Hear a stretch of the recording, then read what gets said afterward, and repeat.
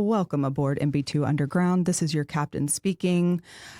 Please fasten your seatbelts and prepare for a nonstop flight through turbulence, takeoffs, and touchdowns. We promise a smooth ride and only expect minor delays for the dumb jokes that we tell. My name is Sarah Kiefer.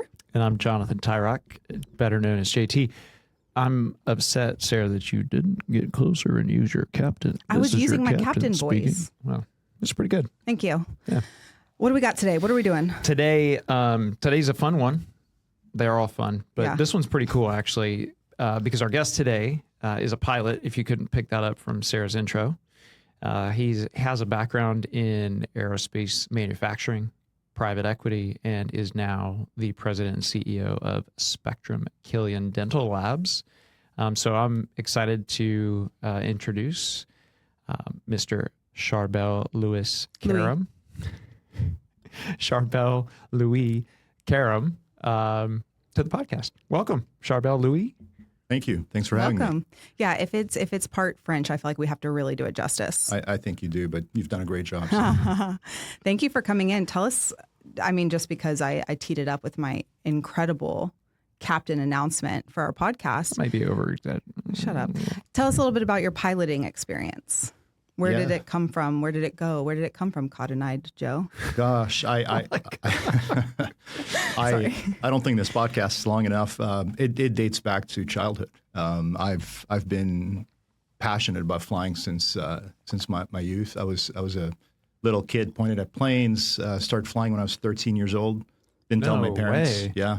Didn't tell your parents? Yeah, one of my cousins would sneak me out, and then I got my license very early on, and it's been a bug. I was a commercial pilot. I did search and rescue, medical evacuation, with some military support, and I never became a commercial pilot. So I probably wouldn't know how to do the little speech that you just did. Well, if you ever need to, I can teach you. Don't worry. Yeah, I memorized it.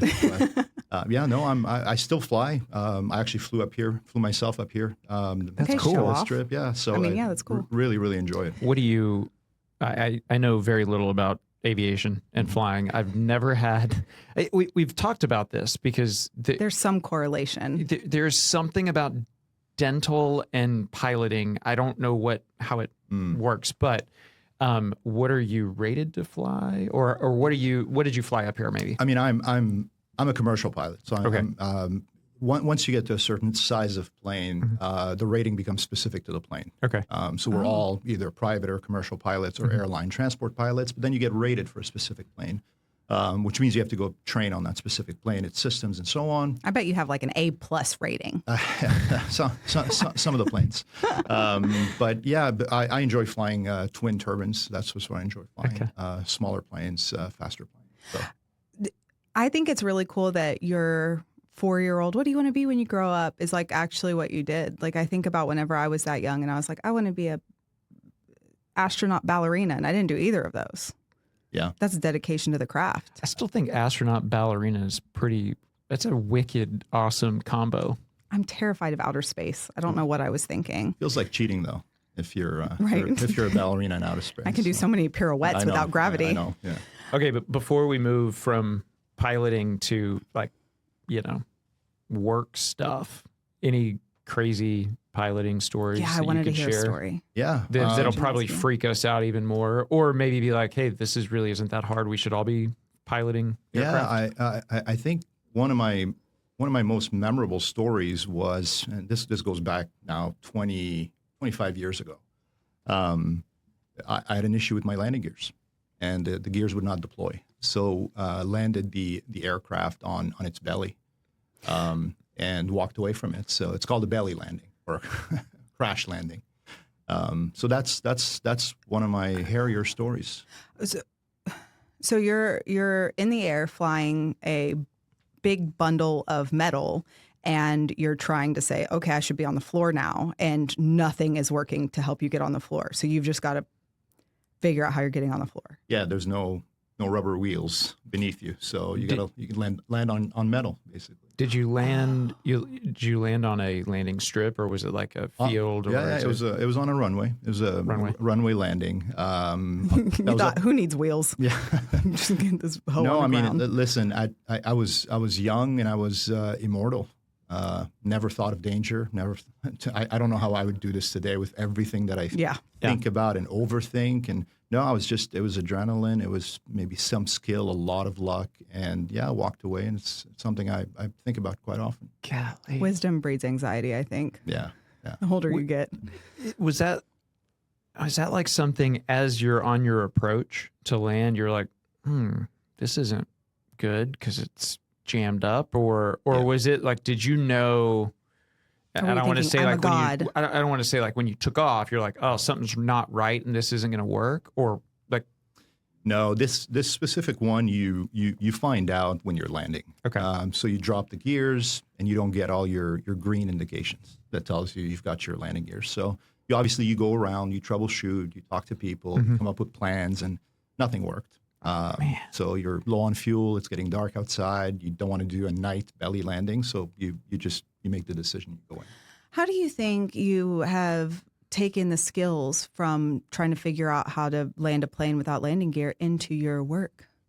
Yeah, well, it's interesting because when JT started this topic, he said something about piloting and dentistry, and I actually think about this all the time. And this is not even a rehearsed conversation, but I was thinking about this today. This is your Roman Empire. Yeah. So when you think of aviation, fabrication of a plane, think of the engineering, the precision, the redundancy of all the systems. I mean, it's a robust industry that produces a phenomenal machine, super heavy, that lifts off and travels at hundreds of miles an hour and gets you from A to B really safely.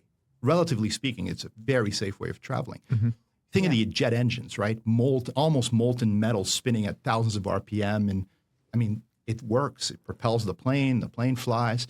Now I'm a little terrified. I never really thought about it like any of that. But then you hand this precision manufacturing machine to an airline, and late boarding the plane, and me with my oversized luggage, and they're stuffing it in the back, and the pilot's looking for the flight attendant who's late, and then you get up in the air and that pilot pushes the throttle forward, and so far you've got a precision equipment, a precision instrument, but who's to say where the wind's going to be and how the humidity shifts, and you lift off, and ground effect is not the same every day. There's trees on that airport, there isn't here. So you enter a world of variability with your precision instrument, and I don't want to say all hell breaks loose, but it does. Variability becomes the norm, and you have to learn to roll with the punches. And that's really what operating an aircraft is.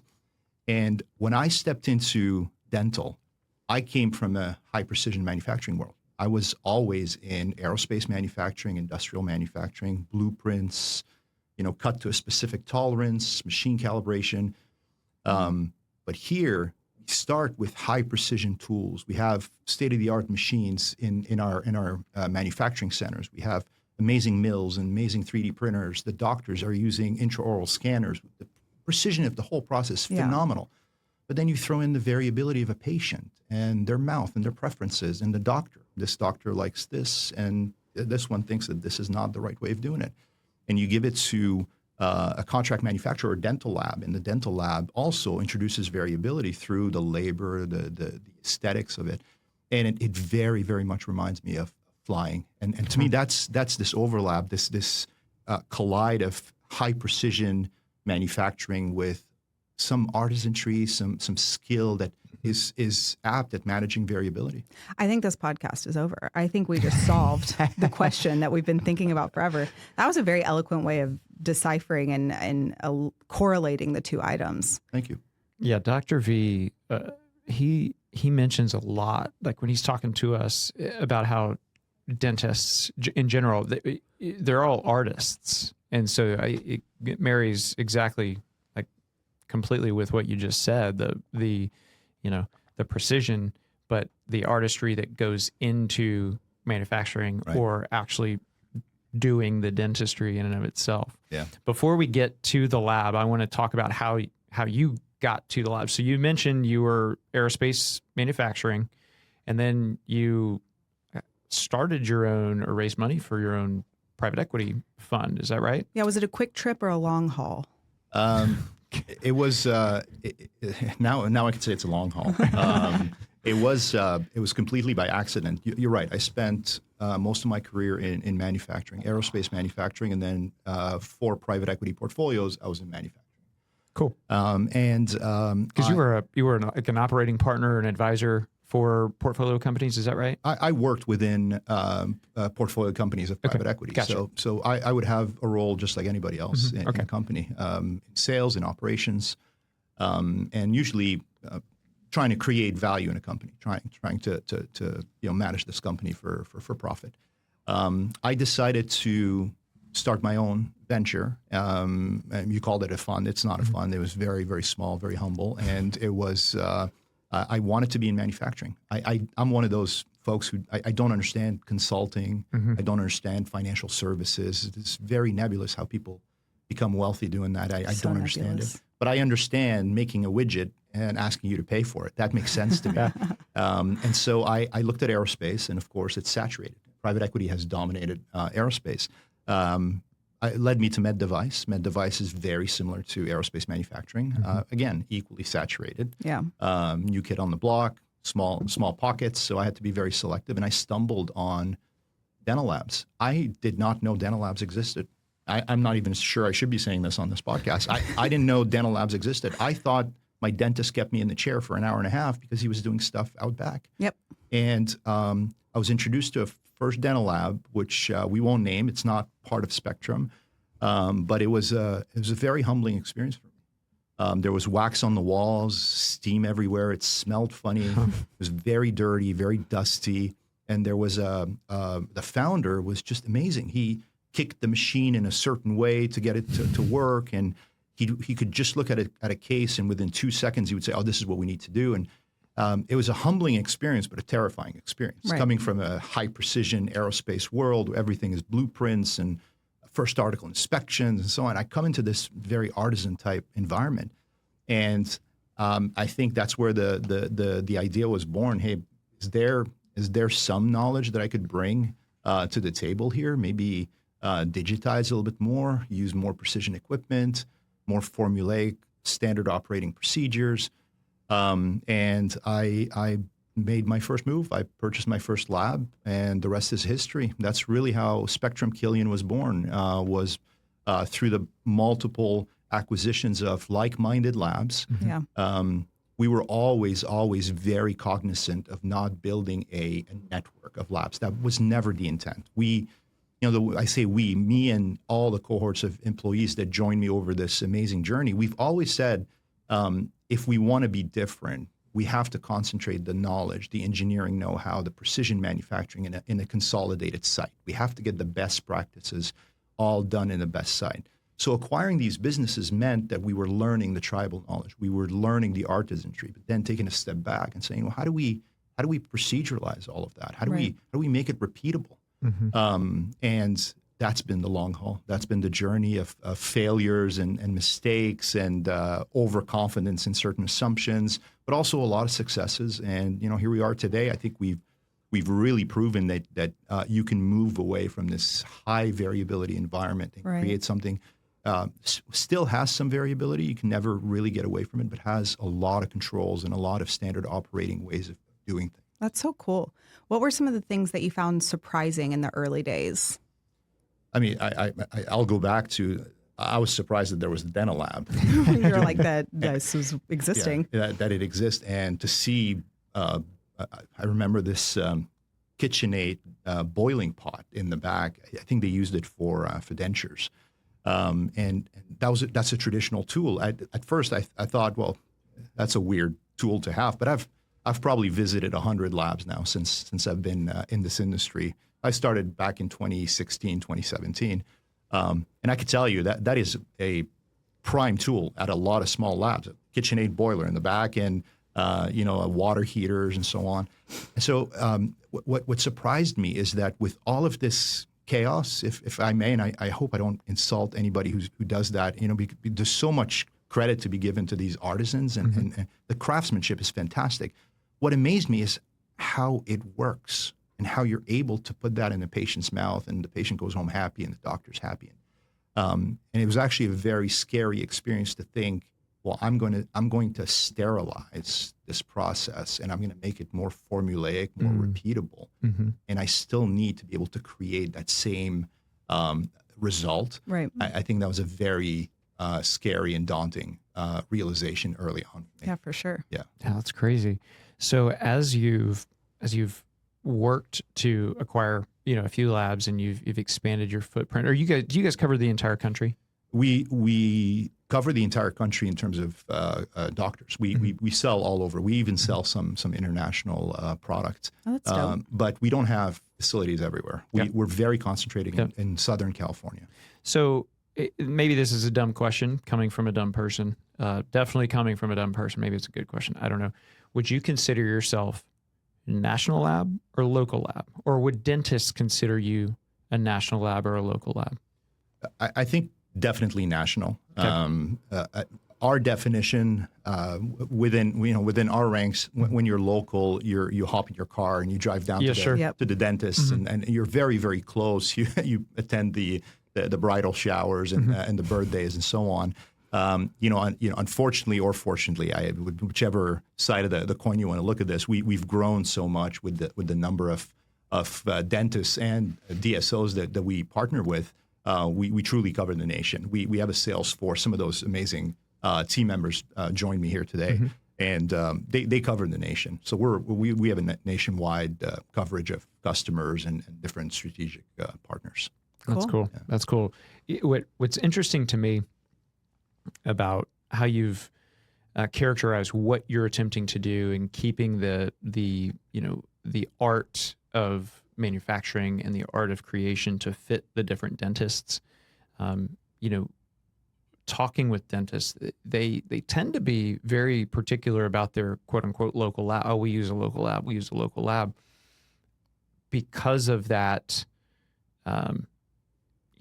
customization, or that very, I'll say local touch, which while you guys are covering the nation, I would still, in my mind, picture you guys as being a local lab because you've got that, you've got that touch, you've got that care. You're not trying to just, mill as many crowns as you possibly can, and hey, these are the margins and this is the specifications and it's going to be close enough. It's like, no, how do we do this as precise as possible for this dentist or that dentist? Mixing the science and the art of it. Yeah. I could probably talk 2 hours on this one question here, so I'll be careful not to belabor the answer. But the way I think about this, you go back years ago, and you wanted to buy a car. You went into a dealership, and it was this model or the upgraded model. You can go on websites now and absolutely customize everything with that car. And where back in the days, if you did that, it was a 6 months waiting period. Now we're talking weeks. Sometimes it's available in inventory somewhere and you get it. So, when we think about customizing work, there's this assumption that customization equals an artisan just slaving over the case over and over again. And that's not necessarily true. What is true is that individual at a local lab is paying attention to what the doctor wants and giving the doctor a product that he really wants, usually for the patient. That can be accomplished by larger operations.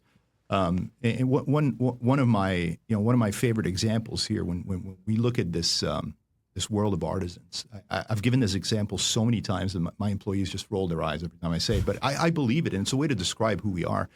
If we were sitting outside right now, we had beautiful scenery, got a mountain. So not outside here. Not outside here, but a little further north maybe. Some mountains, a lake, some flowers. And we hired 20 artists and said, let's paint this. Give them a blank canvas. You're going to get 20 beautiful paintings. They're not going to look the same, but you'll recognize the scenery. A realist is going to paint it with such high precision, and you're going to wonder how he did the grass, and you feel the movement, the flow, and the impressionist is going to be a little bit more, maybe some cubism in there, but regardless, you're going to recognize what they've attempted to paint through their own eyes. And that in itself is a description of the dental lab industry, Yeah. in my opinion. So depending on which artist grabs your crown, grabs your denture, you're going to get an interpretation of what that looks like. And if he pays attention to the doctor, then he'll beautify it a certain way. And the doctor will say, well, I only want to work with the realists, or I only want to work with the impressionists. What we've decided to do at Spectrum is to take a step back and say, how could we repeat the painting, specifically the painting that the doctor likes, at scale? Do it 1,000 times, and I want it to look the same. And it's a very simple way to think about it. You take the blank canvas, you take 20 of them, and you say, all right, JT, you're my sky artist. I'm going to give you the right paint. I'm going to give you the right brush, and I'm going to show you where to paint the sky. I think that makes me the Bob Ross. Yeah, exactly. So you tap your I love that reference, by the way. I don't know how as a kid, I used to watch him.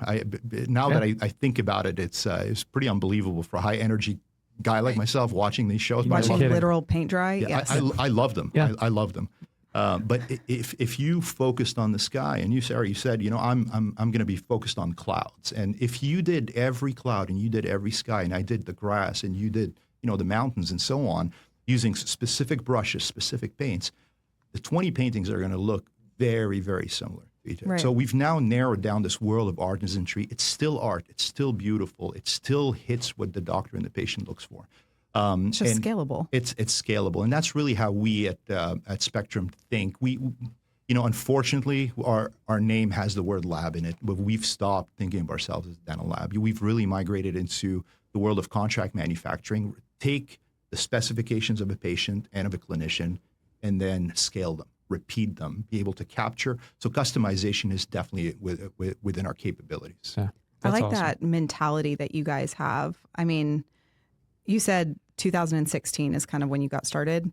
As you guys have grown, what would you say is the best mistake that you made? The best mistake? Wow, that's a loaded question. My best mistake was saying yes to this podcast. Right. I'm just kidding. That's great. I love doing this. I think there's a lot of debate as to whether or not we should have built this business the way we did. It's not very expensive to build a contract manufacturing business. It's not. I made the decision to acquire dental labs. I call them mom and pops, but that's just with a lot of love. These founders built their businesses over 35, 40 years. They're artisans. They're just craftsmen. And I decided to acquire these businesses and to learn how they think about dental restorations, how they think about serving their clients. But then shamelessly steal that IP from their brains and put it on paper, create standard operating procedures, buy equipment that's going to be able to execute exactly what these founders wanted. And it's not a mentality that I invented. It's a mentality that comes from aerospace, contract manufacturing. The successful industries that have been doing this, that's how they approach it. The successful mistake was to invest so many years acquiring these businesses. I don't think we would be where we were at. And, without naming any names, there are examples of companies that have tried to do what we're doing by simply opening a warehouse in the desert somewhere, buying expensive equipment, connecting it together, turning it on, and it doesn't work. And there's a reason why it doesn't work. Yep. That variability we talked about at the beginning, that intersection of variability and precision equipment needs to be really managed and really understood. And I think a lot of contract manufacturers or a lot of labs at scale don't understand that intersection. So that's our happy mistake. Not sure if my board, when they listen to it, they'll agree or not, but I think it's a happy mistake. No, that's cool. You mentioned in the kind of pre-show notes, you mentioned, and obviously we've seen it, there's a ton of change in the dental industry. And I think your exact quote was something about, like, what you see is there's tons of businesses that are just not adapting and they're going to get left behind. So I've got a two-part question for you. One, what are some of the things that you're seeing as far as how you guys are adapting or continue to adapt? And then two, why do you think there's a resistance for adaptation? Yeah, it's a great question. I have a unique point of view because I acquired businesses and I got to live the day-to-day battles with these founders trying to survive. It's not a secret. Data says 12,000 dental labs 10 years ago. We're now down to, we can argue, 3,000, 2,000, 4,000, doesn't matter. The the chart plots and tells you directionally where we're going.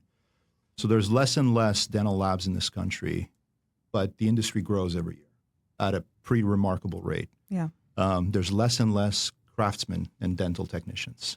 There's less and less founders. They're all retiring.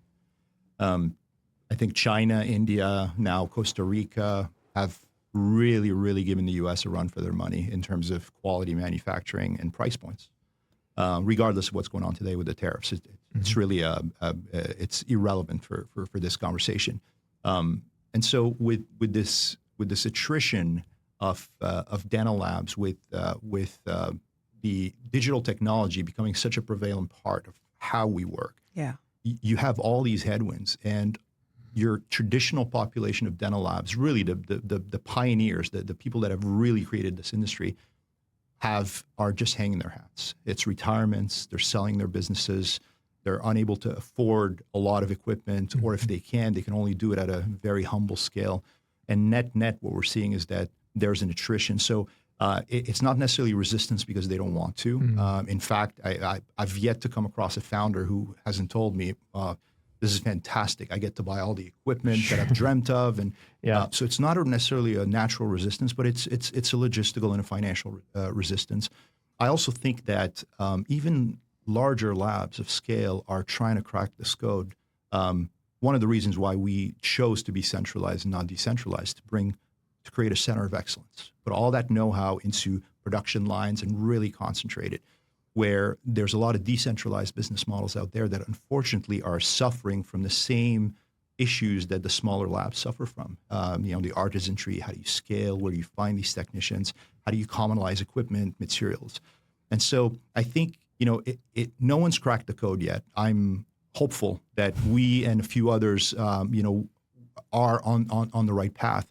I think there's a lot of iterations that this industry has to go through. I think there's a lot of consolidation that has to happen. I even think the DSO side, the DPO side also has to continue adapting. I don't think it's completely resolved yet. So with all these moving pieces and technology and AI, I think history, the future still has to be written here, where no one is really clear on where things are going to move and how things are going to move. But I believe that things have to change. I believe that the clinical space has to change. I believe that the manufacturing space has to change. And whether we agree and change it or somebody else will and will be pushed out of the way, this will happen here. And I think it's happening in short order. Yeah. Well, I mean, there's a lot of similarity to what you've just spoken about when it came to traditional DSOs, and then I'll say, the genesis of MB2 with Dr. V and his partners saying, we don't want to do that, but how do we continue to do what we want to do, but keep that broader scale and stay competitive? And 18 years, almost 19 years, crazy enough to say that later, here we are. And we've seen some iterations in our landscape as far as, being the only DPO versus, your traditional DSOs. And now you're seeing more groups out there looking to emulate the partnership model, because it's one that certainly changed the approach, changed the mentality, and was one that, was a trailblazer, not a churro blazer. I'm still stuck on the fact that you said headwind like 15 sentences ago, and I thought that was really funny. Headwinds are great. Yeah. Tailwinds are better though when you're flying, right? Get there faster. I had one on the way here. So that's cool. But there's a lot there. So it's fun to hear that and be able to look back and say, we've seen this. I mean, we've seen it and experienced it, but it is clearly something that any business owner, as an entrepreneur, or whether that's in dental or anywhere else, has to be thinking about and constantly, crossing their mind. Yeah. Well, and we talked a lot about the adaptation and like what's coming next. What is in the future that excites you when you're thinking about Spectrum Killian? There's a lot that excites me. We've been relatively unknown for many years, and that's by design. We were flying under the radar, if you will. Yes. Nice. I've got more. Keep going. I'm going to borrow that sheet. I think you wrote them down before the podcast. We definitely flew under the radar, and that was on purpose, by design. We were internally focused. We wanted to build the best contract manufacturer we could, and that's what we've spent the majority of our the last 8 years, 9 years doing. What we've been doing recently here is we've pivoted towards offering our capacity to larger groups. MB2 is one of them. And what I'm excited about is to demonstrate both to the customer, the patients, and to the rest of the industry that artistry can be done at scale, aesthetics can be done at scale, customization can be done at scale. And you know, the traditional mantra of this industry that everything takes weeks and months and multiple appointments and all that, all has to disappear. And I think between companies like ours, companies like yours, moving towards digital dentistry, we're really demonstrating that it all goes back to that patient care. Yeah. Right. For most of us in our day-to-day lives, we don't agree to go into a store 6 or 7 times to then walk out with a product. We don't agree to sit endless hours.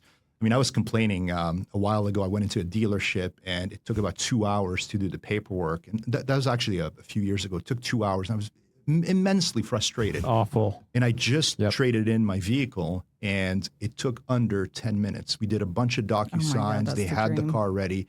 And thinking to myself, why do we put up with this in dentistry? And I think there's a lot of change coming on. I think AI, you know, I'm one of those, I'm ignorant enough about AI that I'm scared to talk about it. And I'm knowledgeable enough because my younger brother is a formidable brain in the AI world. I am excited about what it's going to do to dentistry.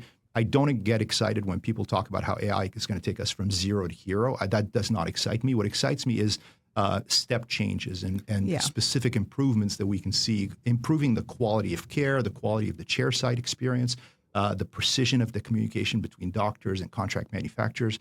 So that excites me a lot. And we're very hyped at Spectrum. We keep thinking about all these different innovative ways to really improve that customer care. And I see us doing more of that over the next few years. I think the whole efficiency of manufacturing, I think we got it. You know, we're not on par, but we're getting to be on par with aerospace and other types of industry, if you will. Yeah, yeah, exactly. And I'm excited about the addition of new technologies like that really are going to help this industry make a step change. Well, I like your point about, you know, no matter how people contribute or the way that they do it, everybody is trying to arrive at the same destination, which is quality patient care. Right. Okay. Sorry. Before we wrap up, I've got to know. Go ahead. No, go ahead. I want to know about the instruments. That's where I was going to go. I was going to say, you know, you're going to have a better transition. Well, yeah, before we take off from the subject. No, before we stow our tray tables and return our seat backs to their upright position. Prepare for landing. To prepare for landing. I'd love to know. You've got some musical talents. Well, talents is a big word. Yeah, he said he could play instruments and didn't say that he's talented. That's talent. I own musical instruments. Yes, I've been playing guitar for as long as I can remember. I probably have 8 or 9 at home. Absolutely love guitars. Oh, that's so cool. During COVID, I like everybody else, I was going crazy, sitting at home doing nothing. And I decided, well, let's learn the violin because that awesome. sounds simple to do. That's what you did with your COVID time? That's what I did with my COVID time. But the violin was a little too small for me. I'm 6'3". It was very hard to hold. So I went to its brother, the viola, which is a bit bigger. And the viola is chorded the same way as a cello. And the cello's been my dream instrument. So I said, well, what the heck? Let's go cello. So now I've learned to play these instruments moderately well, but really guitar is my passion. Can I ask why cello is your dream instrument? I think it is one of the most beautiful instruments. The way it sounds, the way it's built, it's massive. You see all the wood. You know, my favorite piece, Yo-Yo Ma plays it so well. It's Bach's Prelude. When you listen to that, I mean, it's such a known piece. You know, I don't know if could you hum it for us? I cannot. I'm just kidding. I'm just kidding. This is where I draw the line. You know, this is difficult enough for me. But yeah, the cello is such a formidable. It actually would sound really amazing with these microphones. I'll bet. Yeah. Well, I think about like fourth, fifth grade, we all had to choose between band or orchestra. Yeah. And so I did the violin, and there was a girl in my class. Shout out Carolyn, if you ever listen to this. She was the only one that signed up for cello. And to this day, she still plays cello. That's awesome. And so we don't talk, but I get to follow her on social media. Nobody stuck with it except for our cellist. Yeah. Wow. Celloist? Yeah. My cellist. Cellist. Yeah, my niece plays the cello, and I will make an admission here. I played the violin when I was in the fourth grade, like you mentioned. Mm-hmm. I always thought the violin was bigger than the viola. I thought the viola was smaller, so I learned something today. Yeah, viola is bigger, and That's crazy. Same string setup as the cello. But we don't actually have violins or violas in Texas. We just have fiddles, right? Fiddles, yeah. Obviously, and That's right. banjos. Yeah, That's right. yeah. Is there anything that you wanted to touch on that we didn't talk about before we wrap up? No, not really. I think first of all, amazing to be part of this. We talked before it started. Obviously, a little nerve wracking for me. This is not part of my DNA to sit here and do this. Us either. But yeah. Obviously, you're not very comfortable next to a mic. Yeah. As I'm sitting back in my chair with my feet up. Right, Yeah. right. No, listen. I think I could bore us here. This is the danger of this question. This is where you can tank a beautiful podcast. But I would say that there's so much going on in this industry right now. We're excited about what's going on at MB2. We think that this spectrum mentality, not necessarily just us. There are a few players out there doing it really well. I think the more we keep pushing towards transforming this industry together, thinking about patient care, thinking about this intersection between the variability and the high precision, that's the winning combination. Whoever it is and however that looks like at the end doesn't really matter. I think solving that and continuously focusing on that is going to promote growth, promote patient care, and so on. So I'm just grateful as a fairly newcomer to this industry. I used to be called the new kid on the block. When I first started, I met all the CEOs of the big dental labs, and they were all veterans. And then there was a change of command at the top of a lot of these businesses. And now I feel like I'm one of the older guys in the job. But yeah, I'm still fairly new in this industry. Very excited to be on this ride. It's next few years is going to be amazing. Well, you've certainly done an amazing job building with your team what you guys have over at Spectrum, and so we're excited to continue to watch what you all are able to do. And I think, like we mentioned, there's a ton that parallels between MB2 and Spectrum, and the partnership we have with you guys is one that we certainly appreciate and enjoy. So Charbel Louis, or Charbel Louis, as Sarah will make me say, thank you for coming on. My pleasure. Enjoyed the time. MB2 Undergrounders, we've reached the end of this episode. We look forward to the next one. You guys have a great one.